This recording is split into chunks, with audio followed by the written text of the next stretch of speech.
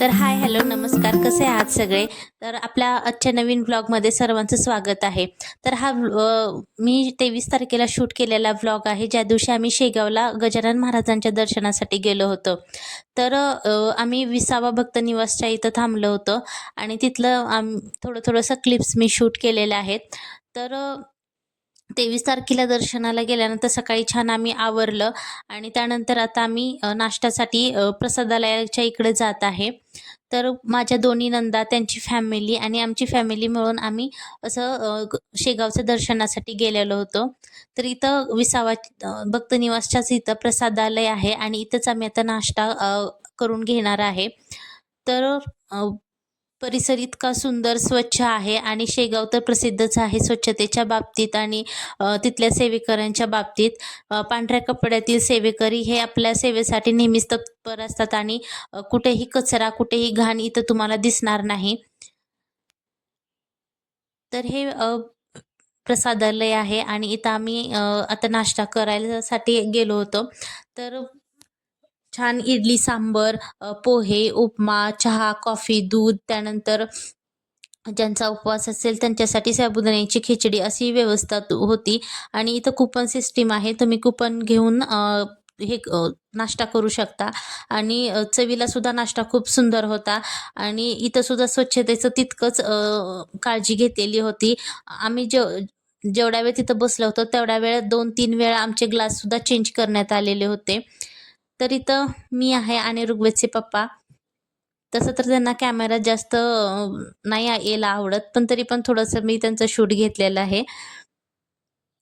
सगळ्यांनी इकडं फोटोशूट केलं आणि आता मग मंदिराच्या इकडं आम्ही जात आहे. तर भक्त निवासच्या इथे बघू शकता, की पक्ष्यांनी केलेली जी काही विष्ठा वगैरे आहे, ते सुद्धा हे सेवेकरी स्वच्छ करून घेत आहेत ब्रशच्या साहाय्यानं आणि इतकं स्वच्छता राखण्याचं काम ते करत आहेत. तर लहान मुलांना इथं घोडागाडी दिसली आणि त्यांना घोडागाडीत बसायचं होतं म्हणून ऋग्वेदचे पप्पा आणि ऋग्वेदची छोटी आत्या सगळ्या मुलांना घेऊन अगोदरच मंदिराच्या इकडं गेल्या. तर इकडं आम्ही महाराजांच्या दर्शनासाठी आता मंदिरात आलेलो आहे.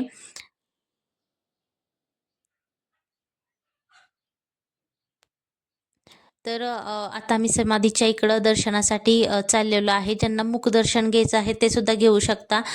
ज्यांना समाधीचं दर्शन घ्यायचं आहे त्यांनी असं रांगेमध्ये उभा राहिलेले आहेत. तर आमचं आता दर्शन झालेलं आहे. आतमध्ये कॅमेरा काही अलाऊ नाही, त्याच्यामुळं आतलं काही शूट घेता नाही आलं. तर आता आरती चालू होती बाहेर. तर आरती झाल्यानंतरच तुम्ही इकडचं पण शूट घेऊ शकता. आरती झाली आणि हे आहे मंदिराचं शिखर आणि इतकं सुंदर असं कोरीव काम आहे. इथं तर इतकी स्वच्छतेचं काय म्हणतात स्वच्छता ठेवण्यात आलेली आहे. पांढऱ्या कपड्यातील जे सेवेकरी आहेत ते सुद्धा खूप चांगले आहेत आणि अजिबात ओरडत नाहीत, रागवत नाहीत. माऊली, माऊली म्हणूनच ते आपल्याला ट्रीट करत असतात. तर अशा प्रकारे हे मंदिर आहे. इथंच राम, लक्ष्मण, सीता आणि हनुमान यांचं मूर्त्या आहेत. इथं पण कॅमेरा काही अलाऊ नव्हता, त्याच्यामुळं बाहेरूनच शूट करायला लागतं. तर बाहेरूनच मी थोडंसं शूट करून घेतलं आहे.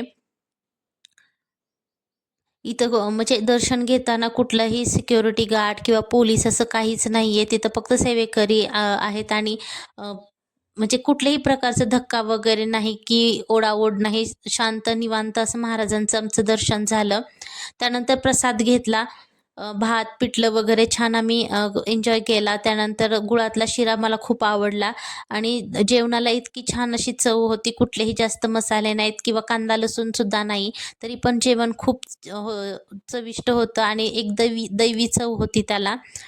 त्यानंतर इथं आम्ही गोमाजी महाराज यांच्या काय म्हणतात मठाच्या इथं आलेलो आहे. ते गजानन महाराजांचे गुरु आहेत असं सांगितलं आम्हाला. तर तिथं आतमध्ये मठात पण तुम्ही कॅमेरा घेऊन शूट नाही करू शकत. त्याच्यामुळे शेजारीच इथं छोटे-छोटे हे मंदिरं आहेत. शिवलिंग आहेत. तर इथं आम्ही थोडंसं शूट केलं. तर इथं सुद्धा आम्ही दर्शन घेतलं आहे आणि इथं यज्ञशाळा आहे. इथं यज्ञ वगैरे होत होते. तर इकडचं आता दर्शन आमचं झालं आणि आता इथं महालक्ष्मीचं हे सिद्धपीठ आहे आणि हे इतकं सुंदर आहे, जे पण कोणी शेगावला येतात, तर त्यांनी हे बिलकुलही चुकवू नका. ह्या मंदिरात तुम्ही नक्की भेट द्या. खूप सुंदर असं मंदिर आहे. तर हे महालक्ष्मीचं मूर्ती, सुंदर अशी मूर्ती आहे. त्याची आरास किंवा अलंकार पूजा इतकी सुंदर आहे, केलेली होती की देवीवरून आपली नजरच हटत नव्हती. तर शेजारीच इथं व्यंकटेश्वराची सुद्धा मूर्ती स्थापन केलेली आहे आणि खूप सुंदर आहे. आणि त्याच्याच पाठीमागं आदियोगीची सुद्धा प्रतिकृती तयार करण्यात आली आहे. देवीच्या मंदिराच्या खालच्या साईडला एक गाभारा आहे आणि तिथं कने 12 ज्योतिर्लिंगांचे स्थापन केलेलं आहे आणि खूप सुंदर असं 12 ज्योतिर्लिंग तिथं बनवण्यात आलेले आहेत. तर इथं भगवान शंकराची सुंदर अशी मूर्ती आहे. छान आजूबाजूला कोरीव काम आहे आणि आर्टिफिशियल असं गवत वगैरे त्यांनी तयार केलेलं आहे. म्हणजे असं दगडाचं जसं काय म्हणतात, गुफा वगैरे असते ना, त्या टाईपचं हे त्यांनी बनवलेलं आहे. 12 ज्योतिर्लिंगांचं दर्शन हे एकाच ठिकाणी आपलं होऊन जातं. असं खूप सुंदर असं ह्यांनी हे 12 ज्योतिर्लिंग तयार केलेले आहेत.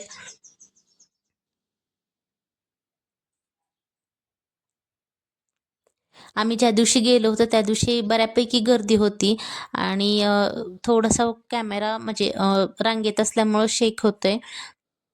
तरी पण जेवढं जमले तेवढं मी ते शूट करून घेण्याचा प्रयत्न केला आहे. म्हणजे इथं कॅमेरा, मोबाईल वगैरे सगळे अलाऊ होते. त्याच्यामुळं हे सगळं सुंदर काय म्हणतात, ज्योतिर्लिंग आहेत ते शूट करता आले आणि तुम्हाला तुमच्यासोबत शेअर करता आले.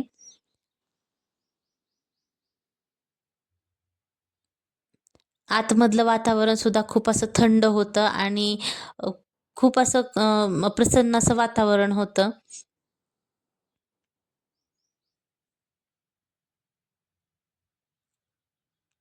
प्रत्येक ज्योतिर्लिंगाच्या इथं त्यांनी नाव दिलं होतं, की हे कुठलं ज्योतिर्लिंग आहे किंवा हे म्हणजे याचं नाव काय आहे, हे सगळं त्यांनी मेन्शन केलेलं होतं.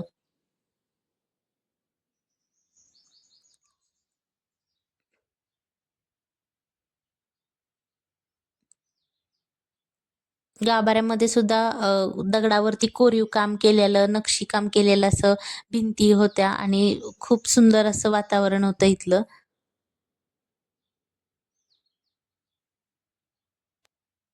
तर तिथंच दुसऱ्या साईडला हे छोटी-छोटं देवांची मूर्त्या स्थापन केलेल्या होत्या. इथं सुद्धा खूप सुंदर आहे.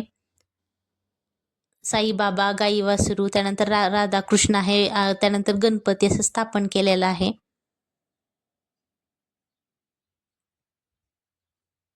तर इथं हँडिकॅप मुलांचं एक कार्यशाळा आहे. ते मुलं अ, इथं प्रत्येक असं कलाकृती तयार केलेली आहे या मुलांनी इथं. तर इथं सुद्धा त्यांची कलाकृती ठेवलेली होती. तर इथं शिवाजी महाराजांचा पुतळा ठेवण्यात आलेला आहे. इथे ह्या माझ्या छोट्या नणंद आहेत. तर अशा प्रकारे आमचं देवीचं सुद्धा दर्शन झालेलं आहे आणि आमची ट्रिप इथंच आता संपली आहे. सो अशा प्रकारे आमची गजानन महाराजांची शेगावची ही ट्रिप झालेली आहे. तुम्ही सुद्धा नक्की भेट द्या.